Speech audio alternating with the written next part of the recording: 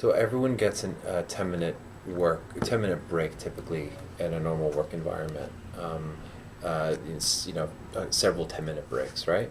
So what do most people do when they have a 10-minute break? They take their phone, they take their iPad, they take whatever, they log on to Facebook and Twitter and Instagram and Snapchat and all the other stuff that's out there, right? And that's the break, but it's really not a break. In fact, the time goes by at a much different pace. You blink less when you look at an iPhone and an iPad and any sort of media device. So you don't register time in the same frequency as you do outside of that environment. But if you're able to just turn that technology off and able to just really, connect by finding the right leaves, finding the right teaware, pouring yourself a cup of tea, hearing the water boil, pouring it, sipping it, really engaging the senses, whether it's by yourself or with a friend. And there's something too about what tea can do in terms of dialogue, right? When you have that warm infusion inside your body, you're able to relax a bit more, go a little bit deeper into your relationship, whether it's with yourself or with someone else. And I think in today's society, especially living in Southern California, it can be challenging diving into deeper dialogue and deeper conversation. Most people have like really short snippets amount of time. Let's grab lunch, and that's 45 minutes. I need to be here, I need to be there. Well, if you look at most parts of the world, they sit, if they're going out with a friend or with a loved one, they sit for hours and they have tea, and they're able to really talk and be comfortable and connect, and it's a more meaningful, deeper experience. So why 8 minutes? Well, 8 minutes, you can do a lot with that time just by being mindful and just by really engaging the full sensory experience. You're able to, hopefully, after those 8 minutes, add that mindfulness back into your day. So this is Brulee Mint. So I'm going to teach you how to taste tea. Is that okay? Oh, okay. Sure. So draw the liquid in, you swish it around the front of your mouth, you slurp it back so it covers all your taste buds, you swallow, and with your lips closed, you take a slow breath out through your nose. Okay. Okay? So now I'll do it. So again, you slurp it, swish it back, swallow, and with your lips closed, just take a slow breath out through your nose. So now Okay. It's okay if you cough or choke, because sometimes that happens. So yeah, so it's sort of like wine, but you aerate it to cool it down before you slurp it back.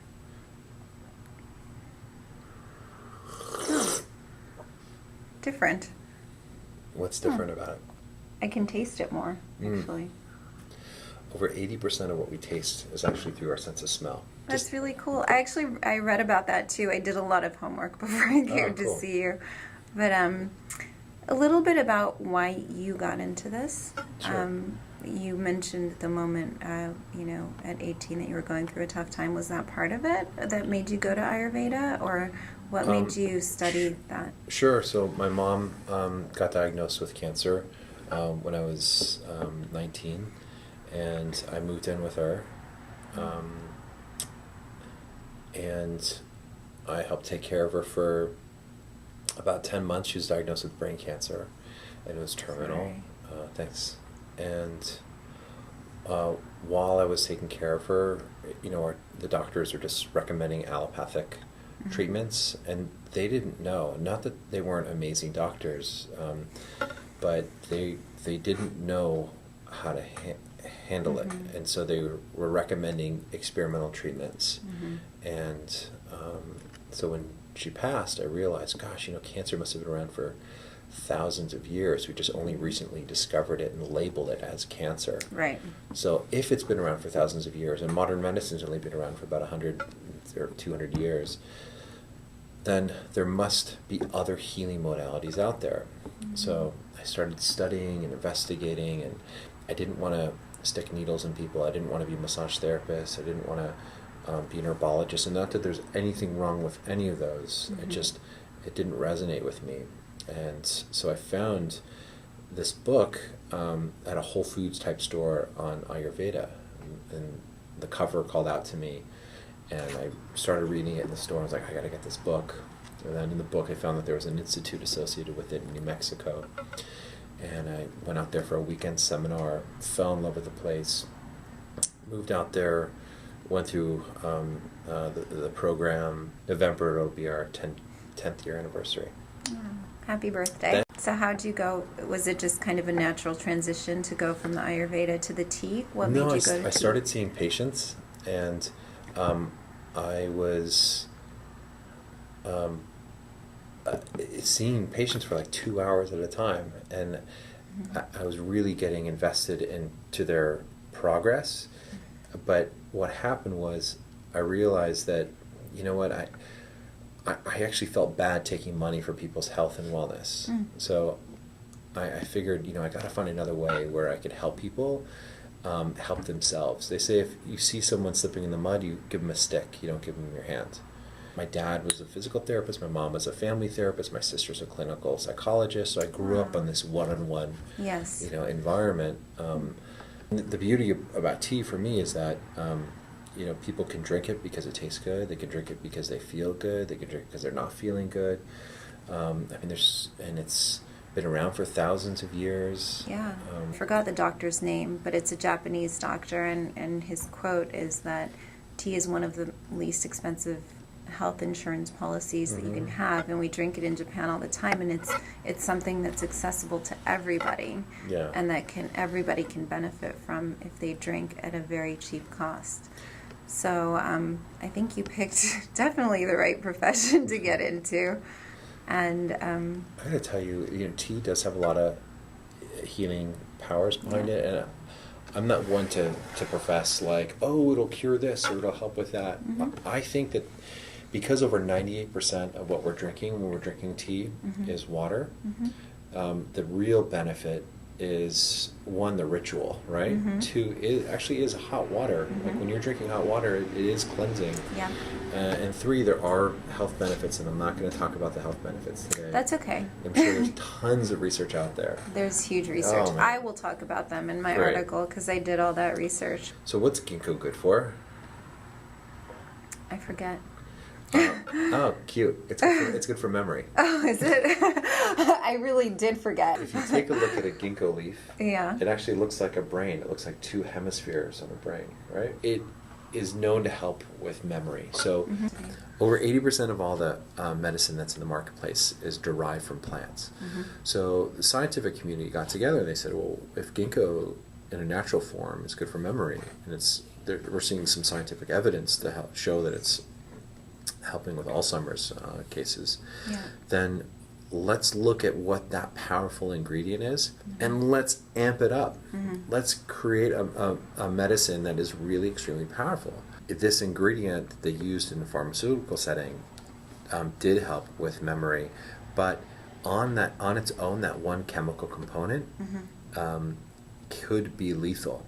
But if you take a look at the leaf on its own, there are properties within the leaf that combat the negative side effects.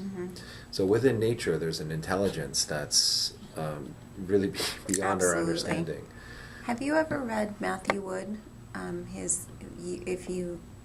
I think you would love this book. It's called The Book of Herbal Wisdom, and it's all about how plants, the homeopathic idea of like cures like. So if you see something that looks like a brain, it's good for the brain. If it's grown in coarse, rocky soil, that it may be good for like sore throat or those kinds of. It's a great book. Oh, cool. So the way I got into nutrition is because I grew up with a dad who was a health nut, and like every other month it was something else. So he was like, cod liver oil, We even went through like a phase of liverwurst. I'm not sure what he read about liverwurst that was so good for us, but so that's how I think I got into it. And then later on in life, my dad got prostate cancer, and I just kind of started to read up and investigate how nutrition kind of what you eat and what you don't eat makes a huge difference. Is he alive? Sorry? Is your father alive? He's alive. Okay. Yes, he's fine. So you decided to make Art of Tea organic. We carry the largest variety of organic teas in the market. We do carry other products that are not organic, but the large majority of our teas are organic. And you started this really, really early on. What made you decide to do organic before it was like cool to do it? Yeah. Or was it starting to be cool? No, it wasn't. I think I was just thinking about things that I'd want to give my kids. And I'd rather, if I, there's an interesting story about Gandhi who, there's a mother that came to him and said, tell my child to stop eating sugar. Do you know this story? Mm-mm. So Gandhi said, okay, come back in 2 days. Mm-hmm. So the mother came back in 2 days. She's like, okay, I don't know if you remember me. My child eats way too much sugar. Tell him to stop eating sugar. So he turned to the child and said, stop eating sugar. And she said, that's it? Yeah, that's it. Why did I have to come back in 2 days? Why couldn't you have told me 2 days ago? Uh-huh. And he said, I had to stop eating sugar myself. Wow, that's fantastic. Yeah. So whatever I make, I want to make sure that one, it's good enough to give to my kids, and two, if it's good enough to give to my kids, then I have to make sure that it's good enough to give to our customers. So tell me, I read that your favorite is Ancient Forest. Is that an oolong? And is it still your favorite? I love Ancient Forest. It's my go-to tea. I drink it almost every day. Oolong can be complex. Like, yes. Is there a particular type of oolong that you I like the darker, the smokier. Oh, awesome. Yeah. Okay, great. So I'm not sure how much you know about oolongs. It sounds like you know quite a bit. But oolongs are this much. I'm still learning. Like I always say, I'm more addicted to learning about tea than I am drinking it, because there's just so much to learn, right? Yeah. So an oolong is anywhere from 1% oxidized to 99% oxidized. Oh. So what does that mean? It basically means that the tea leaves are picked, they are massaged, the leaves are manipulated, the juice comes to the surface of the leaf, and they're left out in the mountainous air for anywhere from several hours to up to 12 hours. Mm-hmm. So the women are the ones that usually do the harvesting. Sometimes they'll do the massaging of the leaves, while the men are the ones that do the roasting and the cooking. So it's typically a small family affair. And they don't harvest the leaves until about 10 a.m. After the fog starts to roll off. Thank you. Thank you. So you can find oolongs that are really tightly wound and more kernel shape, and you can find oolongs that are very long and wiry. But the more heavily oxidized, in my opinion, have a much thicker mouthfeel, more caramelized, more of a like a molasses type sweetness that you're able to get out of the more floral, lighter, fresher type and less oxidized type oolongs. Yeah, I picked up an oolong, this is a while ago, and it was nothing like what I expected. I didn't realize that there was such a variety, and it was extremely grassy. But how did you steep it?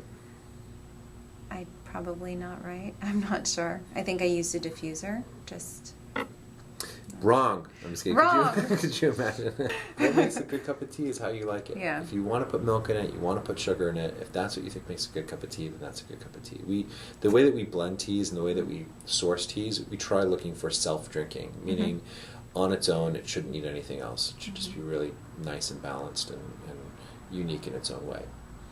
But oolongs, typically, like there's a story, I was sourcing tea Kuan Yin a few years ago in Anqi in China. And there was a woman that was presenting a tea Kuan Yin to me for sampling. And so she poured it in a gaiwan. So she took this, right? She prepared the tea, poured it. I went to grab my cup, and she quickly dumped it out. And then she poured hot water into the vessel again, waited a little bit longer, poured it into her cup and my cup. I went to reach for it again, and she dumped it out. So after the third time... It's like a Gandhi lesson almost. So this happened until like about 5 times, and then after which, she pointed like, oh, you can try it. And I was like, are you sure? So I tried it, and it was amazing. So sometimes you're not looking for that first steep. You're looking for shorter infusions where the leaf really can, when it reaches a maturation of fully opening up. And then after 4 to 6 steeps, then you might find just a really amazing flavor out of that tea. The tea is sitting in this dormant state, especially oolong, and it's purposefully manipulated into these styles and shapes. and as you steep it, it continues to open up and unfurl, and you can't unlock that full flavor and that full potential until you reach multiple infusions in some of these oolongs. In some cases, it's not till 9 to 12 steeps. Wow. Not like 3-minute or 5-minute steeps each time, just like 30 seconds and then 45 seconds and then a minute and a half. So increasing time and slightly increasing temperature each time too. I actually was going to ask you kind of a question along those lines, because a lot of tea companies will say that you can use the same tea bag, for example, twice. So would you recommend that with some teas? So a tea bag versus loose leaf teas, it can be challenging in terms of quality and how much you can get out of it. If you get a bag of chips, unsalted, unflavored chips, so on the top of the bag of chips you get these beautiful uniform shapes, and as you work your way down more in the middle it's a bit more broken, and as it's all the way down at the bottom, what you end up getting is like powder or dust, right? So what happens in most tea factories is, as they're producing whole leaf teas, the dust falls on the ground, they sweep it in giant piles, and that's typically what's reserved for most traditional tea bags. So an interesting study that I read is that the size of those leaves in the tea bags actually help release the antioxidant properties of the tea better than a full-size leaf. So what you end up with a broken leaf, or what's called dust or fannings, is you're covering more surface area much faster, so you get a much faster infusion. I see. So that's you're able to get the compounds of the leaf. However, whole leaf teas, as it's rolled and dried, the oils get released to the surface and gets locked within the whole leaf. So you get, from the studies that I've read, you get much more health benefits, the flavonoids, the catechins, also caffeine content, various amino acids, polyphenols, all wrapped up within the oil. Amino acids? Yeah, there's natural amino acids found within tea. Do you know which ones? Theanine and catechins. Got it. Yeah. So, let's see. You drink out of a favorite cup? Yeah. When I make my tea, I'll use what's called a tall glass approach. Okay. I'll use a pint glass, and I'll put my leaves at the bottom of the cup, and I'll pour hot water over it. Just like that? Just like that. And what happens is you end up getting, you can actually see the leaves moving within the glass, and you can see the leaves dancing sort of up and down, and it's a process called the agony of the leaf. I was reading that, yeah. And it's what the leaf is doing is it's fighting from its dormant state to when it's dry dormant state to water coming in, the oil being released into the liquid, and you'll see it elevate. So organic from China. I know a lot of people have these misconceptions, and even myself. So how does it work? How rigorous is the process, and where is this tea being grown? It's not mainland China, it's somewhere high up in the hills of China, right? Yeah. So can you tell me a little bit more about how you find these tea farms? Yeah, so I can only vouch for the teas that we source directly. They have to go through NOP, which is a universal body that certifies teas from one country into the U.S. So there's USDA, and China has their own level of organic, Japan has their own level of organic, Europe has their own standards, Canada is now developing their own standards as far as what's acceptable to produce, what's acceptable to import, so NOP for us is sort of that universal body. So just because it's certified organic in China standards doesn't necessarily mean that it'll meet NOP standards. So it has to meet NOP standards. Got it. So it's kind of like a middle man certifier.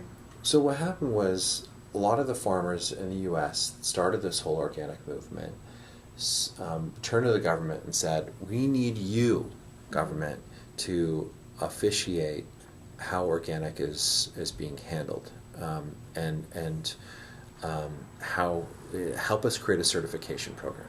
So the government says, no, are you sure you want us to get involved? And yes, we need a government to get involved. This needs to be a USDA issue, right? And so the government's like, okay, you want us to get involved? Here's a stack of information. Go for it. And the farmer's like, whoa, hold on a second. You want us to fill out all those forms? You want us to do all this stuff? This isn't what we wanted. Well, too late. It's now a government issue. We'll have third parties audit and supervise that the certification process. Mm-hmm. So, one of your favorite unexpected ways to enjoy tea, I'll give you mine. I was at Sanctuary Tea in New York, and they have smoked tea salt French fries. Two of my favorite things in one. So, what's one of your favorite ways? We have a tea called Hibiscus Cooler, and what I'll do is I'll get my kids involved, and we'll crush up fresh watermelon, and we'll add hibiscus cooler through cold brew. So we'll cold brew the hibiscus cooler, let it sit in the refrigerator for 8 to 10 hours overnight, and then pour it inside popsicles and add the fresh crushed watermelon in there as well to give it texture. Amazing. And then we'll freeze that, and then we'll take it out. We have tea popsicles. It's really wow. Just one last thing, actually. good. Sure. Your hotel flavors that you match to fragrances. Mm-hmm. How did you go about learning to do that, and do you do it yourself? Because it's a So very what- unique kind of When I was at the Ayurvedic Institute, Yeah. one of the things that we had to do was, in order for us to really understand the properties of each botanical, there are 3 digestive properties, right? So I'm giving you a really long answer. Is that okay? Yeah, for sure. Okay. So the first is you digest it. You're Mhm. tasting it. That's the first part. The second is the digestive part. And the third is after it leaves your body. Mhm. You're still digesting it on a cellular level. Mhm. So we had to fast 1 day a week. We didn't have to. Like some of the students that really geeked out on it would fast 1 day a week to really taste an herb or a botanical, and only try that herb or botanical and not eat anything else throughout the rest of the day, I love to that. get a really deep sense of the taste, Mhm. the digestive effect, and the post-digestive effect. I'll give you an example in terms of relationship. Sure. Let's say a friend tells a joke. Mhm. As that friend is telling you the joke, you are processing the joke. Mhm. Once you have heard the joke, you laugh Mhm. because you think it's funny, right? As you drive home after interacting with that friend, you think about that joke again and again and again, and you realize, that wasn't that funny.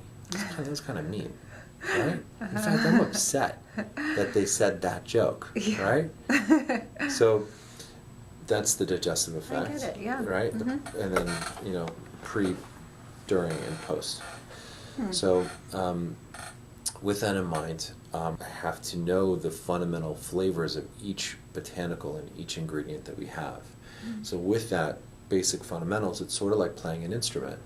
You know how a tune would sound or how a song would play out by understanding the different flavor notes, or in terms of an instrument, by playing and moving your fingers across a guitar and strumming it in a particular way, you're able to create these beautiful melodies. So taste is another sensory experience.